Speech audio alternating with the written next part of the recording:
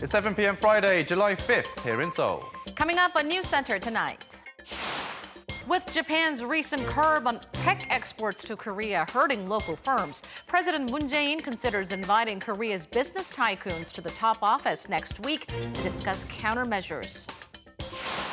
Things are not looking up for Samsung Electronics as it expects second quarter profits to more than halve from a year earlier amid a sluggish memory chip market.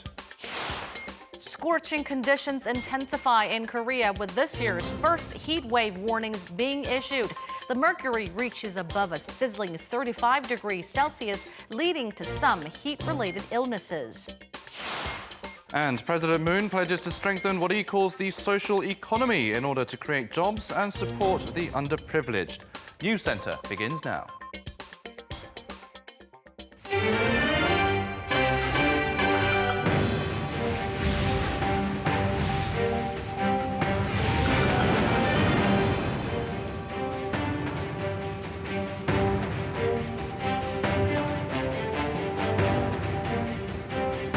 Good evening and welcome to Arirang News Center, coming to you live from Seoul. I'm Noaram. And I'm Han-daeun. Thanks for joining us. Our top story this evening, amid escalating trade tensions between South Korea and Japan triggered by Tokyo's export curbs, it looks like President Moon will take a leading role in drawing up countermeasures. Reports say the president will meet with the heads of South Korea's big business groups next week. Our Park Hee-jun starts us off. South Korea's presidential office is arranging a meeting next week between President Moon Jae-in and conglomerate heads, believed to involve discussions on Japan's export curb of high-tech materials to Korea. According to numerous local reports, the face-to-face scheduled for next Wednesday involved the president and the leaders of Samsung Electronics, Hyundai Motor Group, SK Group, LG Group, and Lotte Group. Following the reports, a high-ranking official at the Blue House confirmed that the meeting is in the works, but said nothing has been confirmed yet. The official did not elaborate on the meeting's agenda, but it's widely viewed to be finding countermeasures to Japan's export restrictions. Prior to that meeting, Finance Minister Hong Nam-gi and Presidential Chief of Staff for Policy Kim Sang-jo is also known to meet with the five companies on Sunday.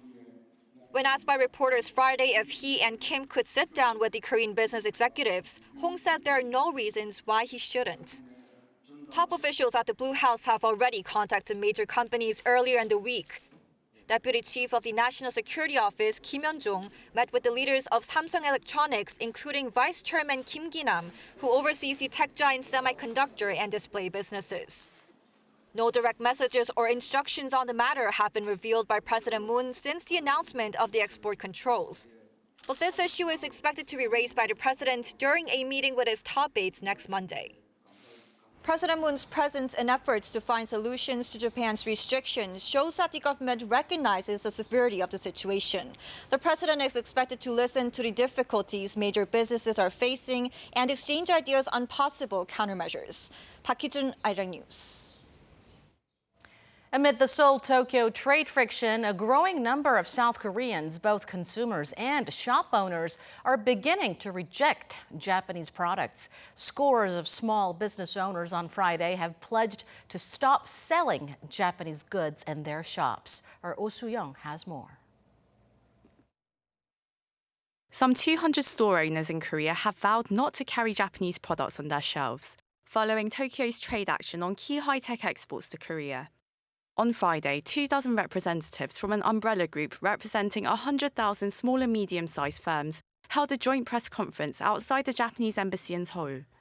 The group announced a boycott, criticizing the Japanese government's latest export measures, which are largely seen as an act of retaliation over contentious historical issues.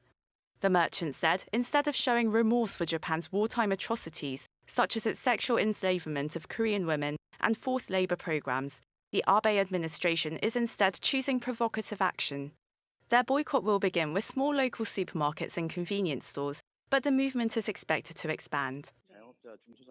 Our small business owners are taking part, even compromising their livelihoods by refusing to sell Japanese goods. These are usually cigarettes, beer, and beverages, but will expand the boycott to other sectors. Even service providers are taking part. Screen golf business owners, for instance, will no longer use Japanese golf balls or gloves in their establishments. A growing number of consumers are also taking a stand against Japanese brands and products, including clothing brands like Uniqlo, electronics from Sony and Canon, and Asahi and Kirin beers. As of Friday, more than 27,000 people have signed a petition on Korea's presidential office website, requesting action against Japan's export measures, including a boycott of Japanese products and travel to Japan. Oh Soo-young, Arirang News. Japan is saying it absolutely cannot accept the South Korean government's decision last year to dissolve a foundation set up to help the victims of Japan's sexual slavery. That's the Reconciliation and Healing Foundation. Japan's Deputy Chief Cabinet Secretary Yasutoshi Nishimura said Friday that its dissolution is a serious problem. The foundation was set up under a 2015 deal in which Seoul and Tokyo agreed to resolve the issue of Japan's sexual enslavement of Korean women once and for all, and support the now elderly victims financially. It was criticized, however, because it was not set up with the victims' consent. Nishimura said Japan's view was conveyed strongly to the South Korean embassy this morning and that it urged Seoul to abide by the agreement. To this, Seoul's foreign ministry said it's looking for an appropriate solution that reflects the needs of the victims and related organizations and will discuss the matter with Japan as it does so. Samsung Electronics has announced its earnings for the second quarter of the year, and it was a rough 3 months. Profits down by more than half from a year earlier, but up from the previous quarter. Our Kim Da-mi has this report. Samsung Electronics did better than market analysts expected, although it suffered a sizable on-year drop in profits. Samsung said on Friday that its operating profit in the April to June period was estimated at around $5.6 billion. That's around a 56.3% drop from a year ago, but it's up 4% from the previous quarter. The same applies for its overall sales too. Its sales fell more than 4% on-year to around $48 billion. However, that's an almost 7% increase on quarter.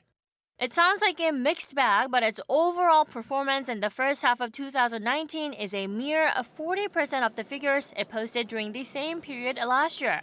Falling global demand for memory chips on weakening demand from China and falling DRAM prices really hit the company's bottom line.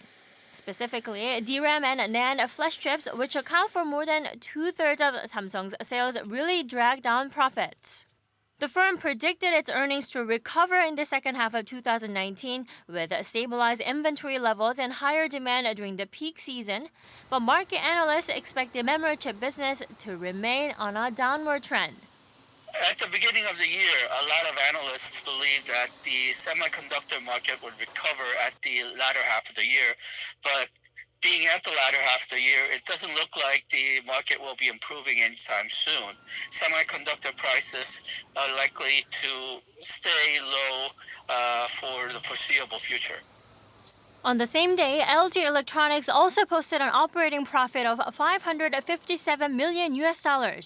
From a year earlier, that's a drop of more than 15%, mainly due to lower sales of TVs and mobile phones. Sales, however, rose slightly by 4%. Samsung and LG are expected to release their finalized figures later this month. Kim Da-mi, Arirang News. A group of South Korean lawmakers have proposed to North Korea that their parliaments meet for talks. The leader of the South Korean delegation, Seol-hun, who is a veteran lawmaker with the Democratic Party, said today that he met recently with the vice chairman of North Korea's Supreme People's Assembly, Park Geum-hee, when they were both at an international conference in Russia. Seol said he made the proposal so that the parliaments of the two sides can support the peace process that was recently given fresh life with the meeting at the DMZ between the leaders of the two Koreas and the US. He said the North Korean delegation received the proposal positively. Seol said he also pressed the North Koreans on the need to resume tours to the north and to reopen the joint Kaesong industrial complex. South Korea's minor opposition Bareun Mirae Party has strongly criticized the Moon administration's economic policies, saying they're driving the economy into a hole. In a policy speech earlier today, floor leader Oh Shin-hwan claimed the government's so-called income-led growth policies have made income polarization worse. He added that back-to-back minimum wage hikes have also hurt small businesses. Or said if the government wants to revive the economy, it needs to overhaul its economic policies and work with rival parties. He also slammed the government's proposed extra budget, saying only a small portion of it is directed at the economy and that it'll have little impact on boosting growth. Also called for a parliamentary probe into the recent entry of a North Korean fishing boat into South Korean waters that went undetected for days to see whether there was any attempt of a cover-up. The floor leader also called on the defense minister and national security advisor to resign. The first heatwave warnings of the year were in effect in Seoul as well as Gyeonggi-do and Gangwon-do provinces today. Heat-related illnesses were reported and health authorities are advising people to keep hydrated and to avoid outdoor activities. Yoon Jung-min reports. The first heat wave warnings of the year were issued on Friday, with temperatures reaching over 30 degrees Celsius nationwide. Some parts of the country saw temperatures go as high as 35 degrees Celsius, and Saturday is forecast to be even hotter. Heat wave warnings are issued when daily highs above 35 degrees Celsius are expected to last for more than 2 consecutive days. The heat wave is expected to last over the weekend, with the mercury soaring to 35 degrees Celsius in central areas. I didn't go out for a couple of days. I'm out today, but it's too hot.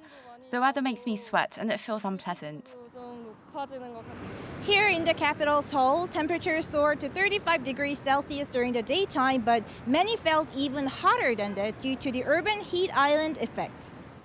The Korea Centers for Disease Control and Prevention said 199 cases of heat-related illness have been reported as of Thursday, including heat exhaustion and heat stroke. Symptoms include muscle cramps, exhaustion, excessive sweating, dizziness, or headaches. When symptoms occur, patients should see a doctor and take some rest. Health authorities advise people to stay hydrated and wear light, loose-fitting clothing to keep them cool. People should avoid outdoor activities or excessive workouts during the daytime. Yoon Jung-min, Arirang News. And with the sizzling heat intensifying in Korea, it's a good idea to take some precautions. Kim Hye-sung has some tips on the right way to use sunscreen and what to look for when buying sunglasses. The sun emits 2 types of ultraviolet radiation that reach our skin and eyes: ultraviolet A and the shorter ultraviolet B. When looking for sunscreen products, you should check the SPF, sun protection factor, used to protect the skin from UVB that causes premature aging, and PA, or protection factor, that protects from UVA. SPF indicates how long it'll take for UVB rays to redden the skin when using a sunscreen. For instance, someone using a sunscreen with an SPF of 15 will take 15 times longer to redden than without the sunscreen. So the higher the number, the longer it lasts. Research shows SPF of 50 or higher is effective. PA++ is good enough to protect from UVA, but what matters is how much you apply and how often you apply it. We recommend applying it every 2 hours. You actually need 2 milligrams per square centimeter of skin, but people usually use only a third of the necessary amount. Putting more on than you think is actually important. UVA and UVB also affect our eyes, as the cornea can absorb UVA when it's strong, causing inflammation of the cornea and can potentially cause cataracts. There are 3 things to look for. Number 1 is check whether it can block UV of 400 nanometers at optical stores. Second is color of the lens in the sunglasses. Apparently, out of the colors dark gray, purple, brown, green, there is a type your eyes will feel most comfortable with. Everyone has different cells that applies for eyes too. On top of the size of the pupil that changes sun penetration, the color of sunglasses can affect your eye stress level.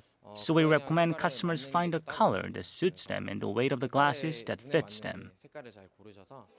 In addition, check your sunglasses every 2 years to see if there are any scratches on the surface, which can affect the amount of sun penetration.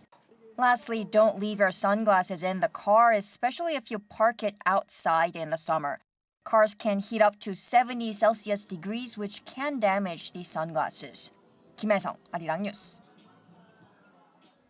President Moon Jae-in has revealed new measures to establish what he calls the social economy in Korea. He says his government will provide financial support to create more social economy-related jobs. Kim Min-ji reports.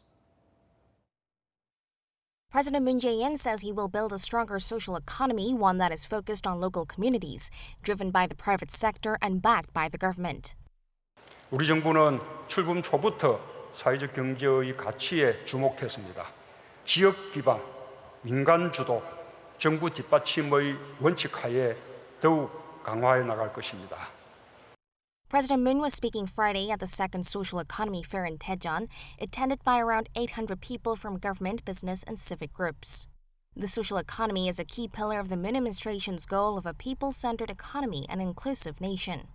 The president promised to foster the growth of the social economy by expanding the necessary infrastructure.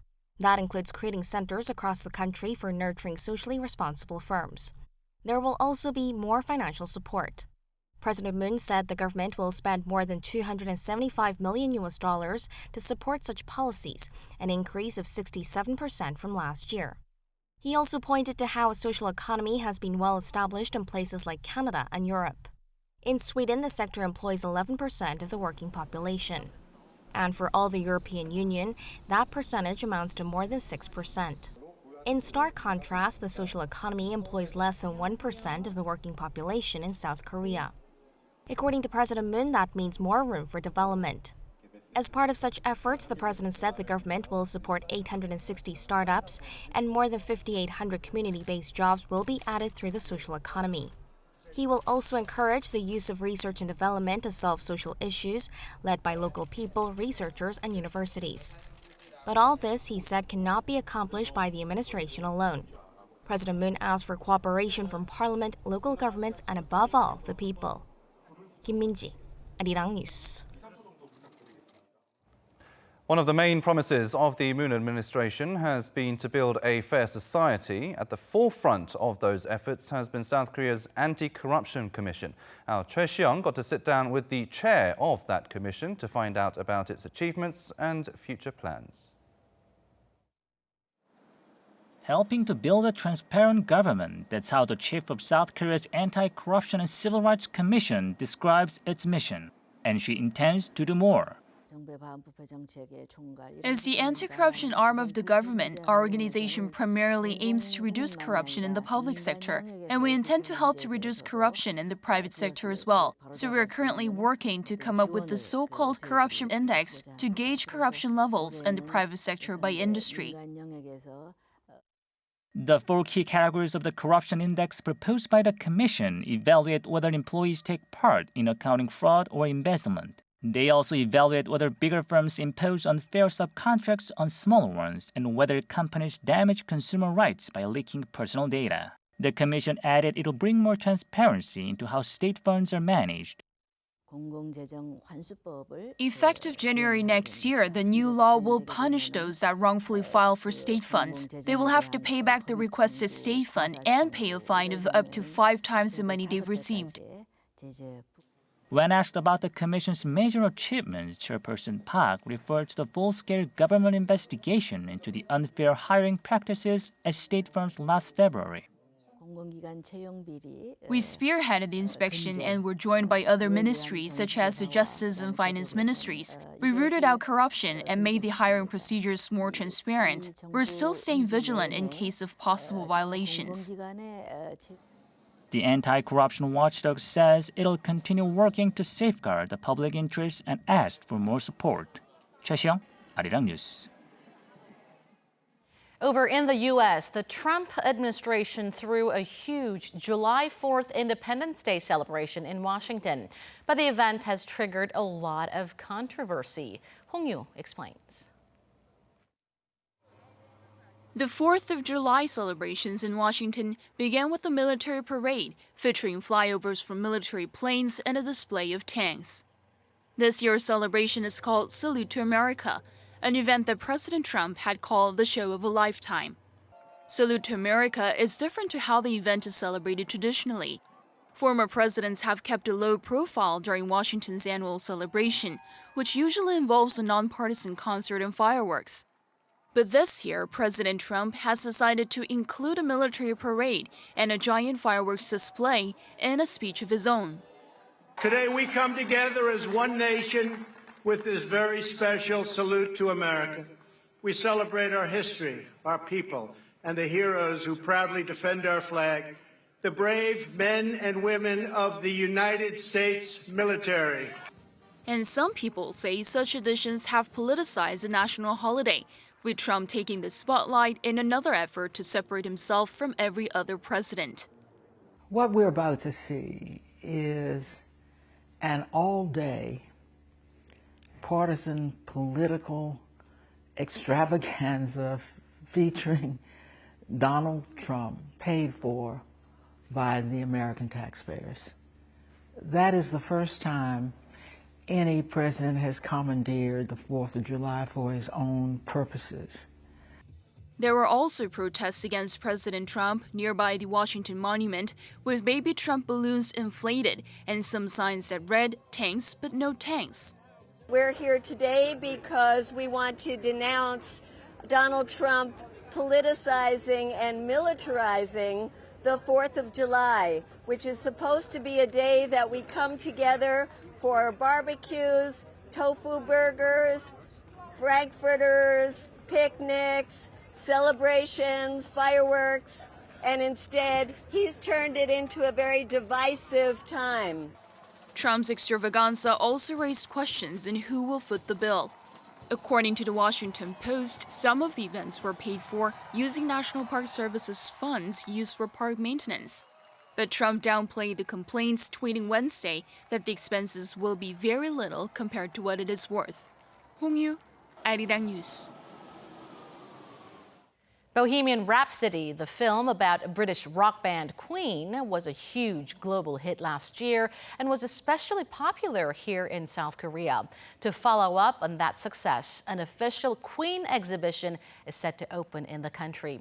Lee Min-sun has more. The iconic outfit of Freddie Mercury, the lead singer of the British rock band Queen, is on display at the end of a corridor decorated with 400 neon signs of Queen's lyrics. Seoul is hosting the first stop of the official Queen exhibition world tour starting on July 7. The city was chosen because the film Bohemian Rhapsody was hugely popular in Korea last year. The exhibition tries to shed light on conflict, confrontation, and the difficulties people face in society through Queen and Freddie Mercury's life and the messages in their music. Lyrics from Queen songs deliver messages about the general difficulties we go through, like issues in society and gender issues. So we try to focus our work on that and visually portray those messages. A group of 6 artists from Korea and 1 from the UK worked on the exhibition, which is composed of 10 sections themed based on the titles of Queen's hit songs. Some sections recreate scenes from the film Bohemian Rhapsody, like the room where Freddie composed music and made a phone call to his lover, or a part of the Live Aid stage performance with video clips and photos in the background. Some details, like cups of cola on the piano, makes visitors feel as if they are part of the scenes from the movie. Our expectations of the exhibition would be that everything brings the Queen music and imagery and the back catalogue to a new audience. I know that the Bohemian Rhapsody movie has already done that to some extent, and the Korean people have greatly enjoyed the movie, which is wonderful. And we hope that that will continue and that this exhibition will help in bringing Queen to a whole new audience. Visitors can also take a close look at the actual outfits Freddie Mercury wore for performances, as well as some archived pieces like handwritten lyrics and various album designs from different countries. The official Queen exhibition will run until October 6th at Seoul's Ara Art Center in Insadong. Lee Min-sun, Arirang News. The US and China will reportedly resume their trade talks next week in Beijing. The South China Morning Post reports that a US delegation is planning to visit China, with the export ban on Huawei likely to be the main sticking point. The report comes after the two nations agreed to restart negotiations during the recent G20 summit. After talks with Chinese President Xi Jinping, President Trump softened his tone on Huawei, saying US firms can supply parts to the Chinese tech giant, which was blacklisted in May over what Trump called national security concerns. South Korean pitcher Ryu Hyun-jin has gotten his 10th win of the season, bringing the number of wins of his MLB career to 50. He only allowed 3 singles and 3 walks over 6 innings in the LA Dodgers' 5-1 victory over the San Diego Padres at Dodgers Stadium on Thursday. Along the way, he sent 5 batters back to the dugout on 3 strikes. Ryu is expected to start for the National League All-Stars in this year's Midsummer Classic, which takes place in Cleveland next Tuesday local time. Accommodation for athletes competing at next week's FINA World Swimming Championships in Gwangju is now open. The Athletes' Village is expected to accommodate about 4,000 athletes and officials and some 2,000 members of the media. The first 100 athletes, including 68 South Koreans, were expected to move in today. Dozens of beaches in Korea are now open to the public, just in time for the baking summer heat. More than 90 beaches along the east coast will stay open until the end of next month. Also, for the first time, the beaches will be open late until 9 p.m. from the 27th of this month to August 10th. Some beaches will also host concerts and beer festivals to entertain holidaymakers. That has been your 3-minute news flash.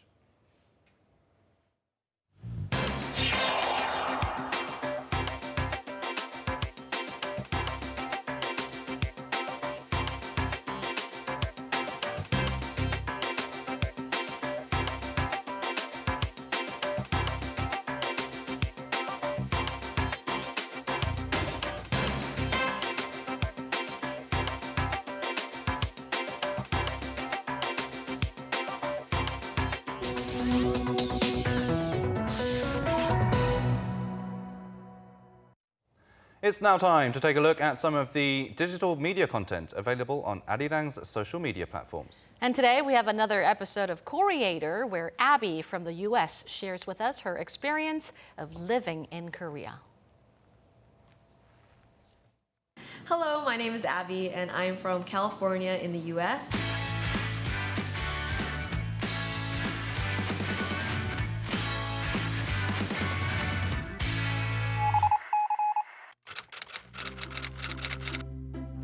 I came to Korea to be an English teacher here at an elementary school, and we're actually in my classroom right now.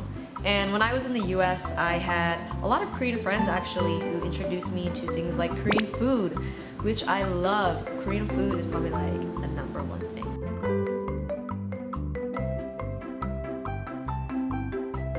Eventually, I got introduced to Korean music, you know, K-pop, of course.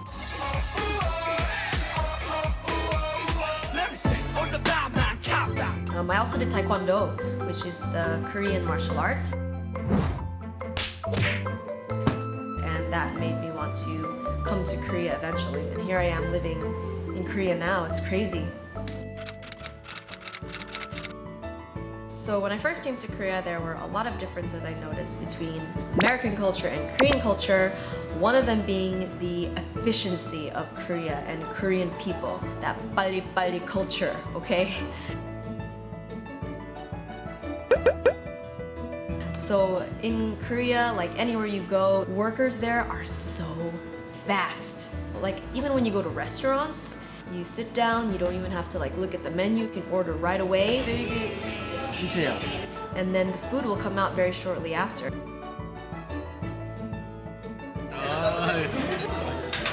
Wow, so fast. Definitely my travels around Korea. Seoul, and I will never forget my experiences in Ulleungdo and Dokdo. Not even a lot of Koreans have the opportunity to go to those small islands.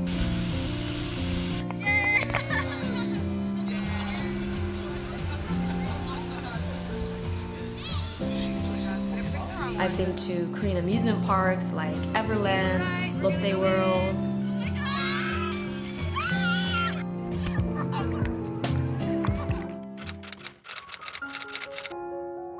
And so all these special people, I've met my best friend here who's from Canada. Her name is Angela. She's in a lot of my videos. And also my students, the love that they give me makes my job feel so fulfilling.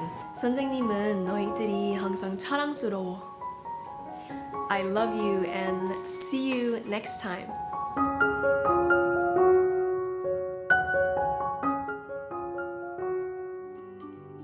Korea can be a very comfortable place to live for other foreigners too. And as long as you stay positive and keep an open mind, you can also become part of another community. Thank you so much for watching this video. Don't forget to like, subscribe to the channel.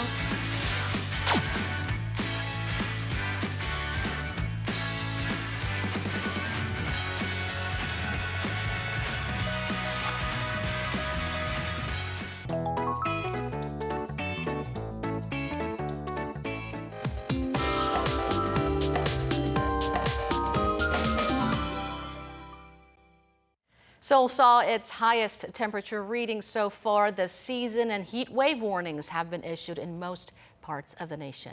Let's get more on the weather from our Michelle Park at the Weather Center. Michelle.